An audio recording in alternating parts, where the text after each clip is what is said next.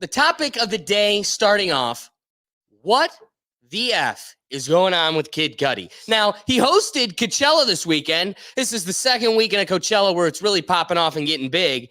But Mr. Rager has, he was hosting and he was putting on quite the rage. Doug, that's your time to put on the Mr. Rager video. There he is.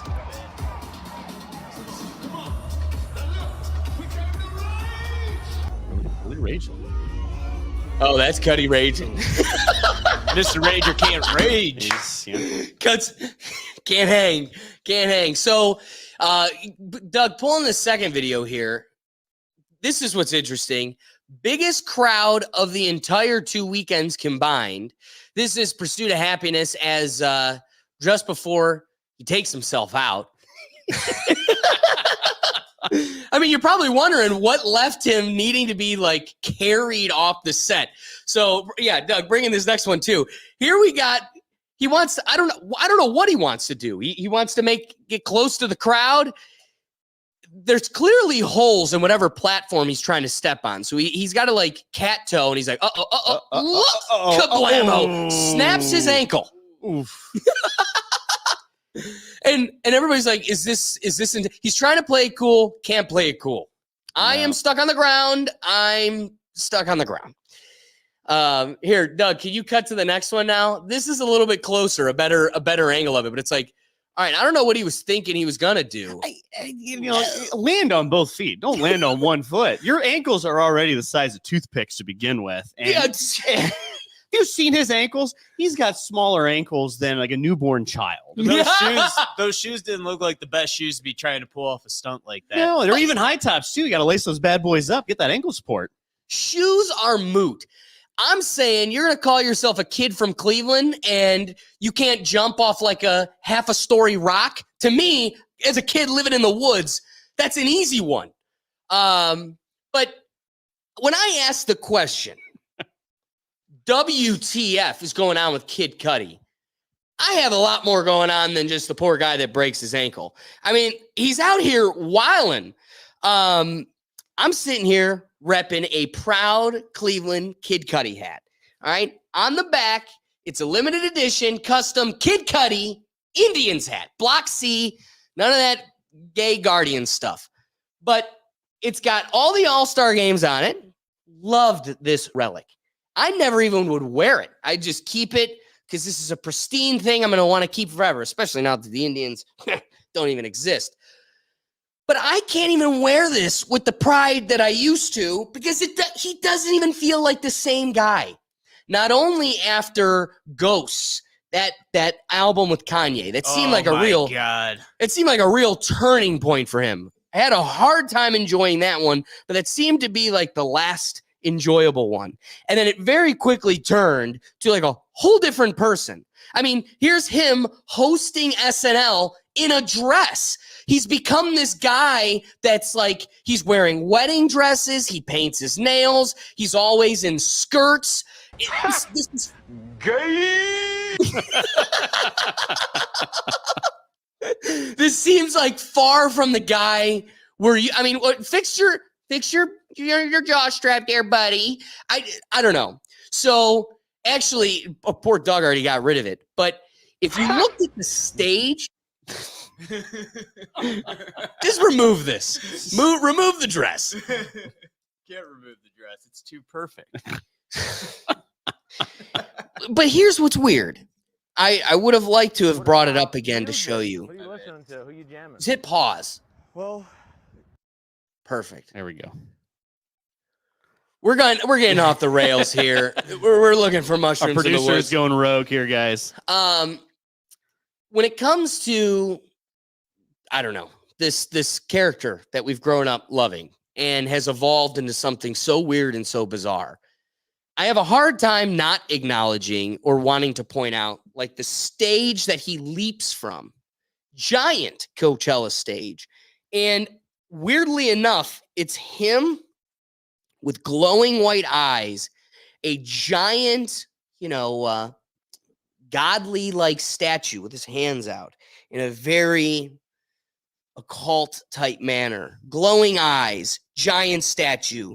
Lord tells you, do not praise false idols. And here we are, the biggest crowd in Coachella, the mass. Wah, wah, wah, wah, wah, wah. Don't bring any videos in because it'll play them. So just, I know, I was just getting ready. the problem is, how do you not have a dialogue about this clearly being a kid from Cleveland that has sold his soul to a system?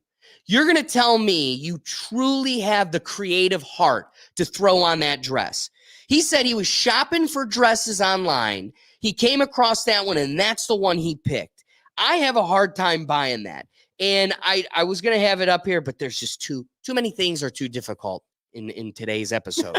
So I will read to you. Somebody posted, just some guy on Twitter, posted that video of him dancing in a dress at SNL and says, Kid Cudi participating in an Illuminati humiliation ritual. Is the fame and fortune worth it?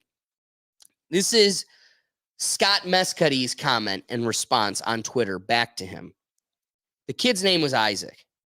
Dear Isaac, you silly, stupid little person, and all people under this post. It's the start of a new year, and I got time for mother effers like you today. This post is mad effing lame of you, and it's sad. A black man can't express himself and be confident and, in all caps, successful without it being some conspiracy. My success was given to me by God with the help of my angels. All you people in the comments that have been tweeting me all day about this shit gonna gargle my mayo. This moment was a proud moment for me, a shining moment for all people who express themselves in their art. I felt free and alive and inspired people, and nothing you stupid simple asses say can take that away from me.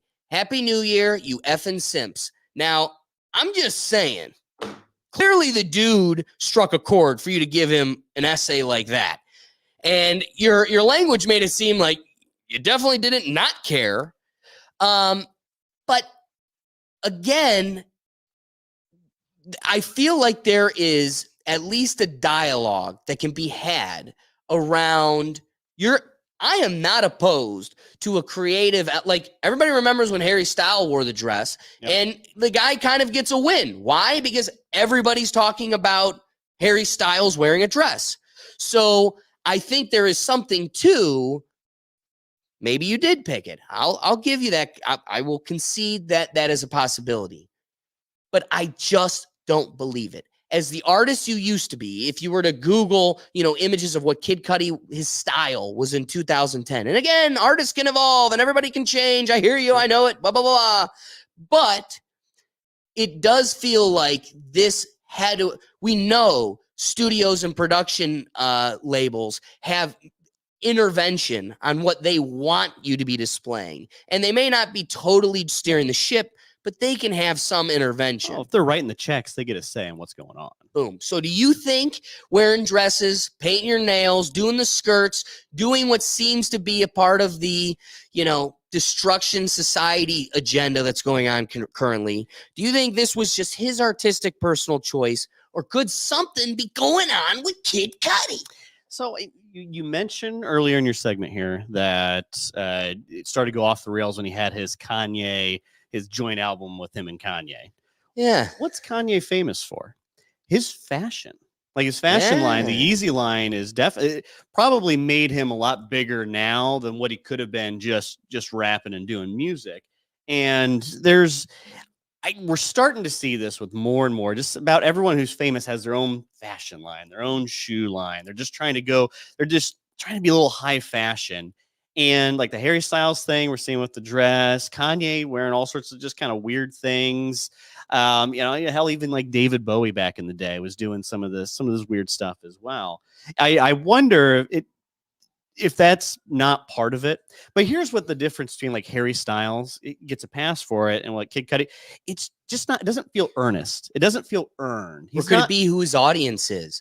Like a crowd full of females is not going to be disheartened by their love interest in a dress. No, I think But it's a true. bunch of hard dudes from Cleveland are going to have something to think about their dude that they've been bumping to down the street in a dress. Yeah, because when was he really popular? At least for us, it was right when we got like freshman year in college.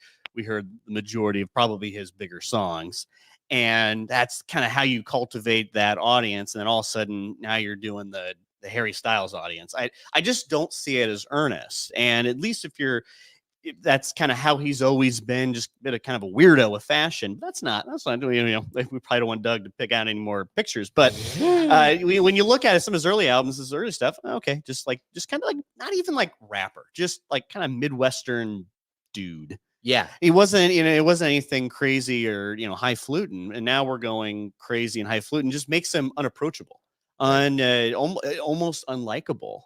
So yes, it's not earnest. I think I'm going to keep going back to this because it's just not good. Now the dress with SNL. So I will do one little correction here. Yeah. Apparently, that was a tribute to Kurt Cobain of all. That's people. What I keep hearing. That's what Cudi keeps saying. Yeah, it was a tribute to Kurt Cobain. But Kurt Cobain wore clothes underneath the dress. He just straight up wore a dress. Also, yeah, I think when I see a dude like fixing his straps, it looks unnatural. I don't, at the same time, I don't care really who you're doing it as a tribute to.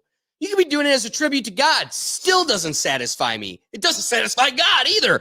I like what you really hammer, and it's what I'm going to resonate with, and I'll bring it when I finalize my point back to this. It's just not earnest, and that's where I'm at. I don't care. Like, there's so much about being. Watch a Grimes video. You ever see Grimes do her thing? That chick is wildin'. She's out here doing the craziest. At the same time, I know when she sits there and has like some AI bot behind her do some wild stuff, that was her. That came from the mind of Grimes. I don't think this came from the mind of Kid Cudi, who's talking about, being day and night lost in a 9-to-5 classic crummy job, living a crummy life and trying to get through it. To me, you then throwing on a women's wedding dress does not feel honest. I'm going to flip it. Can we flip it to Ricky? Ricky's itching. He's got something to say. Yeah, man. Because I wouldn't say people from Cleveland it was no hard dudes that was in the streets that was listening to Cudi. Cudi had a lane. That's no disrespect. Correction, brother. Okay, Cudi had a lane, and it was a great lane. Like, it's very alternative. He's not really rapping, but it's like, it was a good feeling. It's during the time of Mac Miller and those good soundy wave music. It's like but white guy rap. Yeah. It's like, right now, he went through it after Reborn. He went through a transition, and I don't know what that transition was, but I feel like he's just getting out and living his truth more. Are you saying he transitioned? I did not. I'm not. But maybe he's non-binary. You know what I mean? Sometimes he feels like this, and sometimes he feels like this, and David said it as well. He's transitioning into more fashion. Fashion runs the world, I guess. Like, he's jumping on the trend, but like the nail and blonde, and like he been having a lot more like erratic behavior on Twitter, like going back and forth with just regular people that shouldn't even matter to him. And it's like, maybe it's the money, the fame, or I don't know what point he's at in his career, but in the beginning, Cudi was goated, man. Like, you lay back in the car, light up a doobie, ride with your boys. You feel me? Go to Swenton. He's always a vibe, but after Reborn, I don't know what the transition was. And the Kurt Cobain thing, you're right.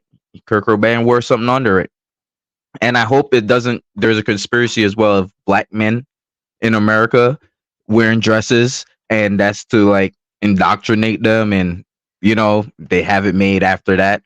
As Cat Williams say, they get the ugly light-skinned wife, and they're made.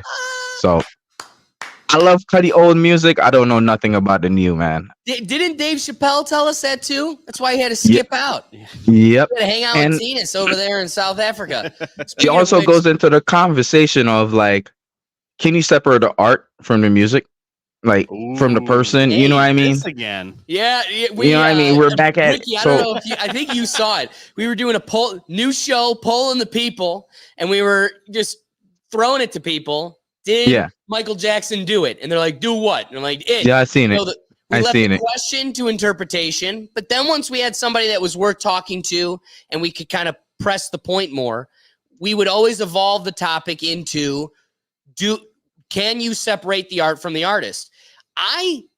Here's what I noticed. People that actually have a strong heart, a strong will, they truly can't.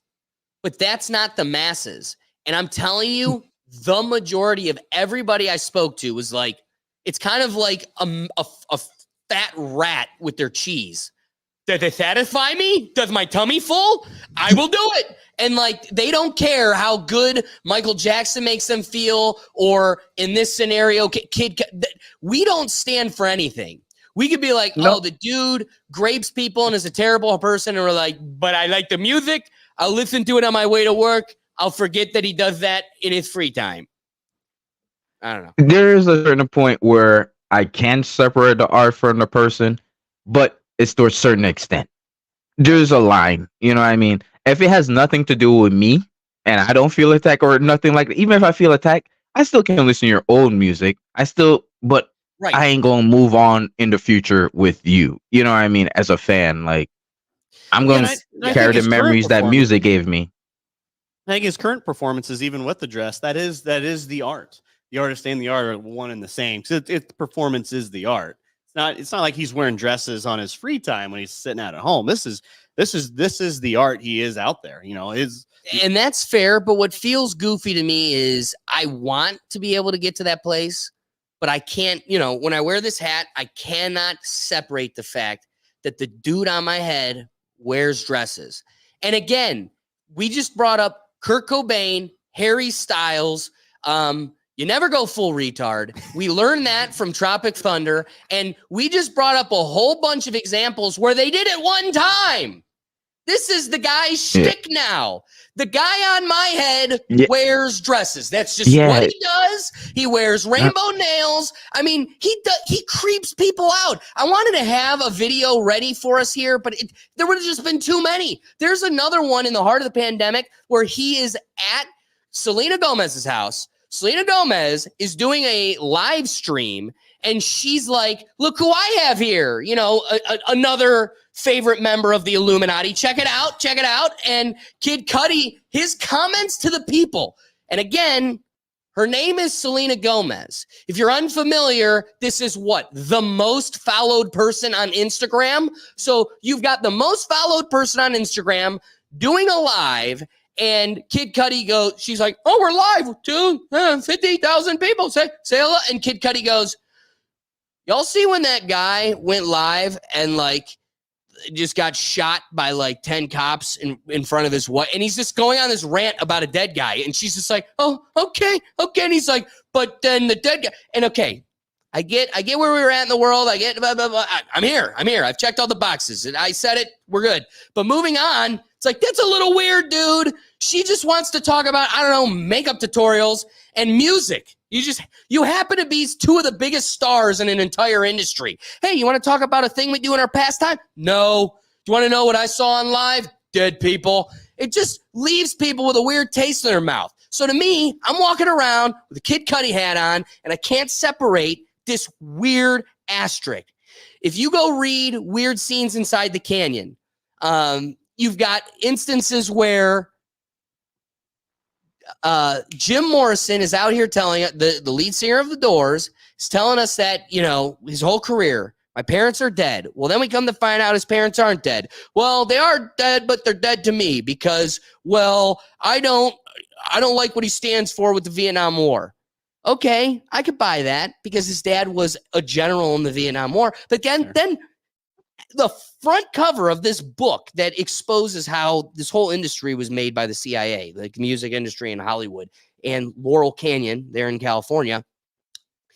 There is a picture, literally, of Jim Morrison and the dad he so calls is dead. The two of them standing in the hull of the Gulf of Tonkin ship. Yes, the Gulf of Tonkin event that took us into the Vietnam War, which was that the Vietnamese attacked our ship. But really, we were there. We come to find out through the Freedom of Information Act, we were there 7 years ahead of time, just instigating Vietnam to attack. And Vietnam's like, no, we're not going to a world war with you. So we're not doing it. So finally, we just faked an attack. We faked the Gulf of Tonkin event. And it just so happens that Jim Morrison's dad was the head general of that. So I'm saying controlled opposition, everything else. I can't listen to the Doors like I could in college. I loved listening to them. They were my favorite band. Now I'm sitting here going, yeah, but isn't that part of the hypnotization here? I'm supposed to just enjoy the vibe of people that are controlled opposition that are manipulating us. I want to give an opportunity real quick for additional thoughts. Let's just go down the line. Does Silent Destroyer have any thoughts as we're just going down the crazy rabbit hole? All good. Yo, what's going on, guys? I appreciate you all for having me again. Thank you. Of course. I just think it's kind of crazy how, as an artist, when you've already made it, you have money, you have fame, you have success. There's certain choices that you get presented with at a certain path as an artist, right? Like, and then I think the human greed starts to take over to where, just like you guys were saying, you get with that choice where, okay, you want more money, you want 100 million, you want Hollywood movies, wear this dress and be part of our fucking thing and you'll get more money. And where does the point become to where it's like, all right, dude, enough. You're already good. You're set. Like, you're financially free. Your kids are financially free. Your bloodline is financially free. Like, all of it. Like, where does the line get drawn? Like, where do you say, all right, that's enough. I'm not going to sell myself out anymore. I'm just going to be me and create my art. And just like you said, like, all that Kid Cudi stuff, yeah, he didn't come up with that. Someone told him to do that, and he's just following orders. Yeah, if it was earnest, you would see it percolate in the beginning. You'd see a little bit of it, and it's right behind scenes stuff. Oh, okay, maybe he's a little weird. He paints his nails in the back alley, but that's just not where we're going at. We just see kind of I don't want to say a dramatic transition, but definitely it's sharp. And we're getting to the point now where this isn't the person I don't recognize this artist now from when I originally listened to him when I was a freshman at Ohio State. So it's just, I think we come back to it. It's not earned. Right. You didn't earn this. I don't believe it. I think you're just doing it for shock value to get, some idiots on a, online show to talk about it. And am I more likely to listen to him anymore? No, not really. I never really listened to him too much to begin with, but this doesn't drive me to want to do it now. Isn't that the weirder part of it too? It's not driving people to the material. No, not really. And the people that it is driving to, like, do you really want members of the Chaz Zone, like, championing your music? I don't know. Let's give Tinas, our good friend Tinas from South Africa, let's give him an opportunity to chime in here, and then we'll bring in our rapid thoughts.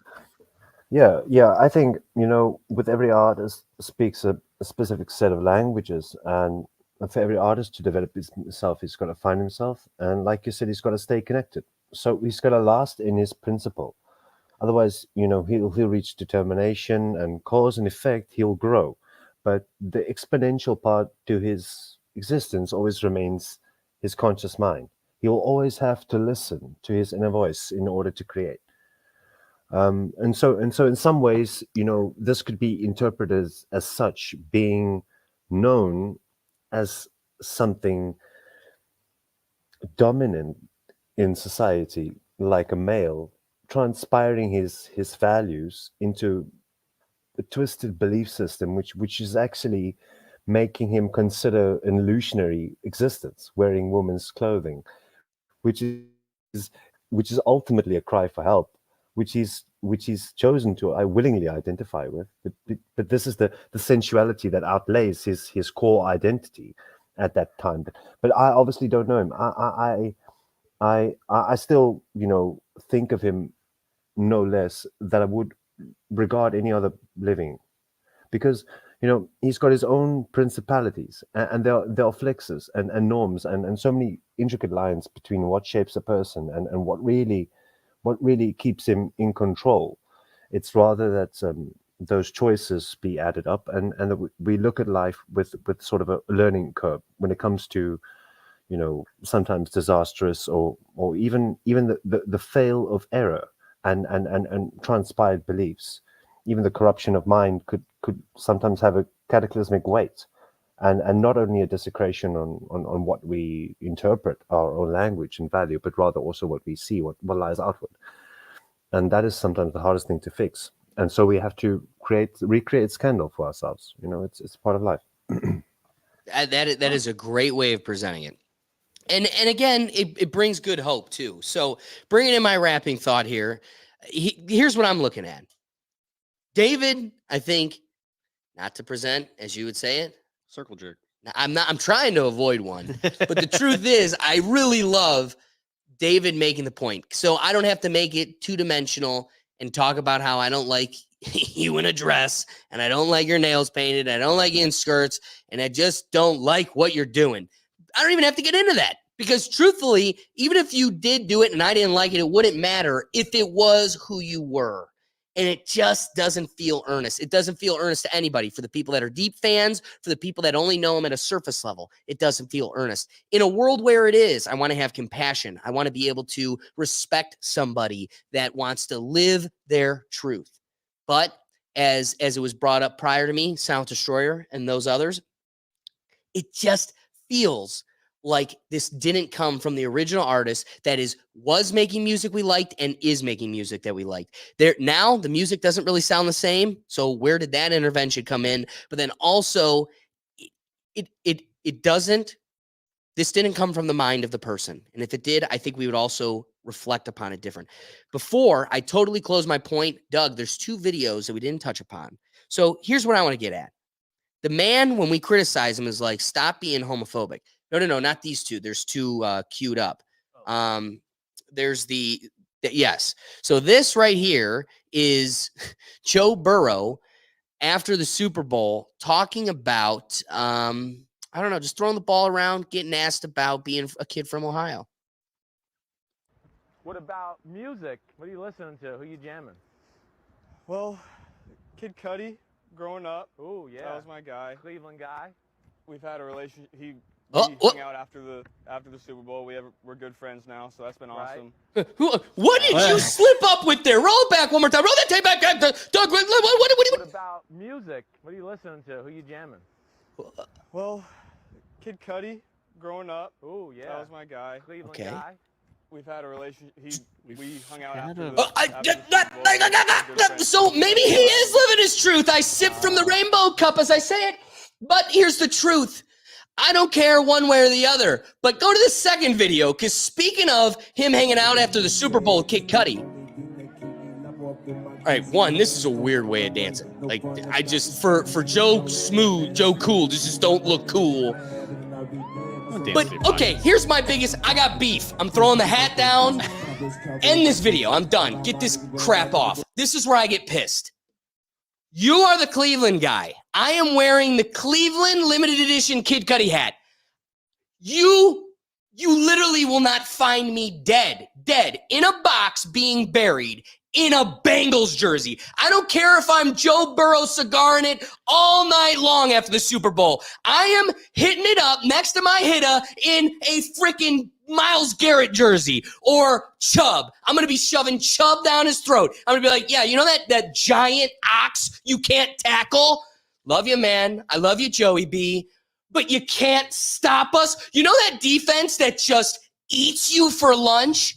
How do you perform in a Bengals jersey as a Cleveland guy? That roasts me, which, again, I get it. You were the skater kid. You really weren't the sports guy. But you are the Cleveland guy. This is akin to LeBron James showing up to a Browns game in a Cowboys hat going, because I was drafted by Cleveland don't mean I got to be a Cleveland fan. That's why your stomach should turn every time the Browns repost anything that clown ever has to say. That dude isn't Cleveland. He's another one. I collect myself. you will never find me dead in a Bengals jersey, even if I'm song dancing for Joe Burrow. I wrap my thought with this. Silent Destroyer presents the question, when is enough enough? And truthfully, that is the good question here. Because before Ghosts, he was already it. And he made a connection with so many people. One of the other theories I love throwing out there all the time. How many of us at 15 years old, 16 years old, were like, he got me through the hard times, man. When I was depressed, and what did you have to be depressed about at 15? Like, this is such artificial depression, anxiety. I get it. We're so much pumped full of chemicals and pills, and that's how we're going to fix it. But could it be that you're eating monstrosity burgers, and that might be throwing off your chemistry? But I only bring this up because so many people say he got me through the tough times. He helped me with my depression. His music is depressing as hell. Is there a chance that 15-year-old you with no issues might have been being instilled with depression by the music that's super depressing? So I know that's my hot take, but personally, I think what we loved about him was kind of the hypnosis that he was corrupting us with. I think he was part of the problem. We thought we were being solved by his music. And finally, I pride myself in my point significantly as a public school kid from Cleveland. I am in the Cleveland area. This is who I am. And why I had such an affinity for Kid Cudi at such a young age is he's singing about the forgotten city, the flyover state, the punchline of every joke, finds a way into all of his music. I'm hearing my city being represented by a clean-cut guy. He wasn't out here slumming it up in interviews, pants. He was a clean-cut guy, well-spoken, and represented us all very well. And so people like him, people like Drew Carey, people like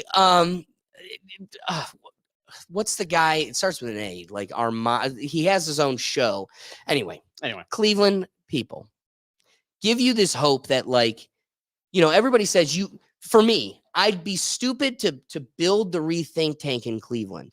Mr. Beast had to leave to then take his show back to North Carolina. Can you be big in can you make yourself big in a forgotten wasteland? And someone like Kid Cudi instills that hope in a kid in Cleveland that if I work every waking night and give this everything I possibly can, there's a hope, there's a dream. And it puts a chip on your shoulder. It scratches your soul when you go, do I have to wear a dress for that to be a possibility? At what point do I have to compromise? And how much do I have to compromise? Is it a balance where I can only compromise so much before I'm totally, but I've made it? So to me, there was this hope that I could be who I am purely and truly and stay open to the world, keep an open heart, and be willing to accept and wrestle all the different ideas and perspectives. And yet it's overshadowed now by this asterisk of how much must I compromise that vision to truly achieve it? So I don't know. What are your thoughts? Well, I think the dress thing is eventually going to run its course too. So if we're wearing a dress for shock value, we're wearing a dress for attention, we're wearing it as kind of a transformation, there's going to be a certain point where that just becomes generic. Where it's like, well, okay, another guy wearing a dress, trying to just be, different and unique. How many of those are there until we're going to get to the point? It's like, well, how about you don't wear the dress? That's actually more unique and a little bit more interesting, because it doesn't make his music more interesting. It's just not a cool look. I don't think rap's one of those genres where wearing the dress elevates the music. It's not like garage band punk or like J-pop or like K-pop. This is a strong point. It's like, okay, it fits the music. It's just not, we keep coming back to this. It's too much of a circle jerk here, but it's not earned. This isn't, you look at it and go, okay, whatever. You're just trying to be like you're trying to be like everyone else, breaking into the fashion game, and that what we made you different due to your association with the city of Cleveland. Now is separating you from essentially your foundation, your roots, and it makes for a less interesting artist. I love that, man. What a strong point. I want to give the pickle gallery an opportunity to wrap it up. So, Ricky, what do you think? Rapid thought. Pause on the pickle. No But, diddy, no diddy. no diddy. But yo, you can't fault the artist for the city or the venue they're in. They wear the jersey. You know what I mean? It's part of the game. When I went to Lil Wayne concert, when I went to Lil Wayne concert, he was wearing a LeBron jersey. You know what I'm saying? Out of here. So, do you know? Hold up. I almost died my first year of law school. I'm in Widener University. I'm in Harrisburg, Pennsylvania, and the Eagles are playing the Patriots. And I'm in the middle of Philadelphia, couches burning, in a Browns jersey. That was also the season we went totally winless. Did not win a game. So I was watching other fans that weren't Eagles fans, specifically Patriot fans, but other teams like Jets fans just getting like mugged, beaten, razzed. And people would come up to me and they're like, listen, man, wearing a Browns jersey this season, it's either you're trolling everybody or you're actually a fan. And either way, I feel bad for you, so I ain't going to do nothing. I heard that so many times. And Ricky, why would you? But we're fans. Dude, we're for fans. us who have been just spoonfulling manure. Why would you ever wear something else? As fans, that's our job. You know what I mean? He's an artist performing for the people of the city he's in. You know what I mean? So time out. All right, let me hear this. I am a 30-year-old, totally wasted, haven't touched an athletic sport competitively with like a real referee in like 10 years, right? I would break that man in a dress. If we were to play football, I'd break him. So I want to say your position that he's closer to the creative athlete than I am. It's not even that. With him. Alex, look at this. When the rethink tank blow up. Hold on. So his ankles are about the size of this pen right here. No, it's not even about that. All right, look how I'm looking at it. This is how I'm looking at it. This is how I'm looking at it. When the Rethink Tank live get big, right? And we're touring live audience around the country. I will be the one. I'm gonna be the one. If it's off season, I'm gonna be the one to rock the city's hoodie. I'm gonna pop out on stage. Did you? I'm gonna be the one.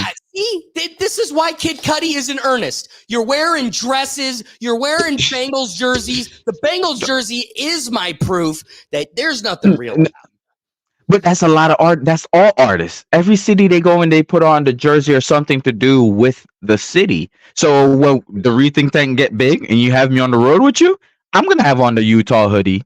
I'm going to have on a California hoodie. Dude, you know, but at heart, I know where my heart is. I know where the heart is. I'm going to make Brian do overtime. I'm going to have him learn blurring people, and I'm going to blur you out. And you're you're going to look like Uncle Fester, just this giant ball of hair, just totally blurred out. Yo. Put a Browns jersey on. Don't Black Mirror me, bro. Don't Black Mirror me, bro. In fact, I'll unblur you the second you wear a dress. Boom. Oh, Lee, never, bro. We can't sell our souls, bro. I would never be able to go back to Jamaica, bro. I can't do that. How's Kid Cudi getting to Jamaica then? The money. What do you mean? It's all right, and he wins. Ricky wins the point. All right, Doug, give us your wrapping thoughts. Let's bring this baby to a close so we can get to some solid dialogue. I think it's weird as hell. I mean, like everyone here kind of said, like I listened to him growing up, and now it's like the dude I listened to in high school is wearing a dress, and that's a little weird. But I also stopped listening to him after the whole Kanye thing because that album was garbage. And that will be my wrapping thought. I want to just emphasize the first concert I ever went to in my entire life was an NSYNC concert with my parents and my sister. Mine was Aaron Carter. The second concert I ever went to in my entire life was my sophomore year, junior year of high school. you could go to a free concert in the center of downtown. All you had to do was buy this I Am Ohio t-shirt or donate like some food, canned food. And I remember getting in the car to my dad and being like, there was real marijuana there. They were passing it. I couldn't believe it. This shit was crazy. Oh my God. Don't they know that's illegal? Did they know? Thanks for watching this clip from the Rethink Tank Live. Join us every Tuesday at 7 p.m. streaming across the platforms on YouTube, Rumble, X, Twitch, Facebook, LinkedIn, and TikTok. We do our best to promote user engagement, and we want you involved. So be sure to bring your perspective live so we can get you in the dialogue. See you then.